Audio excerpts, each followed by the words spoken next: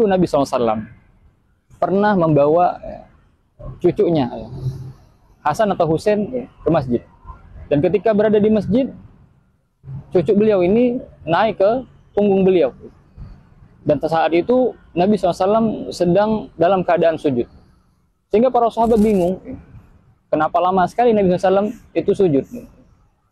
Dan setelah sholat Nabi SAW menjelaskan bahwasanya cucu beliau sedang naik ke pundak beliau, dan Nabi SAW tidak ingin mengganggu mereka ketika mereka sedang main di atas pundak beliau.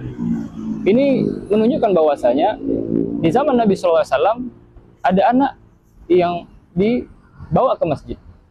Dan Nabi SAW juga pernah berkhutbah, tiba-tiba datang daripada cucu beliau, dan kemudian Nabi SAW turun dari mimbar beliau karena khawatir dengan keadaan anak tersebut, dan kemudian Nabi SAW kemudian menggendongnya. Dan juga Nabi SAW pernah menggendong Umamah di masjid tatkala beliau dalam keadaan sholat. Maka dalil-dalil ini menunjukkan bahwasannya secara asal boleh bagi seorang untuk membawa anaknya ke masjid. Namun ada satu hal yang perlu kita perhatikan, teman-teman yang dirahmati Allah Subhanahu wa taala. Apabila kita sudah bawa anak kita ke masjid, usahakan anak tersebut berada di dalam pengawasan kita. Karena kita tahu bahwasanya anak-anak mereka aktif, mereka sangat bersemangat, terlebih ketika mereka berkumpul atau bertemu dengan teman-teman sebayanya.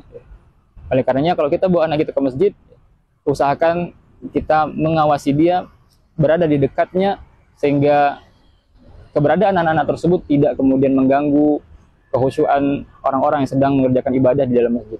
Dan satu yang perlu diperhatikan, jangan pernah menjadi orang yang memusuhi keberadaan anak-anak di dalam masjid. Ajarkan adab yang baik, terlebih ketika kita sudah berumur, ketika kita sudah tua, sehingga anak-anak melihat bahwasanya orang-orang di masjid adalah orang-orang yang baik, orang-orang yang punya kasih dan sayang kepada mereka di rumah Allah Subhanahu wa taala. Sungguh tidak pantas kita marah di rumah Allah Subhanahu wa taala, di rumah Zat yang Maha Rahman, kepada anak kecil yang sejatinya dia belum paham apa-apa, dan sejatinya dia belum dicatat dosa-dosanya. Maka kita harus kemudian menasihati, menegur dengan cara yang baik. Semoga Allah Subhanahu wa taala berikan keberkahan kepada anak-anak kita semua dan keturunan kita semua. Assalamualaikum warahmatullahi wabarakatuh.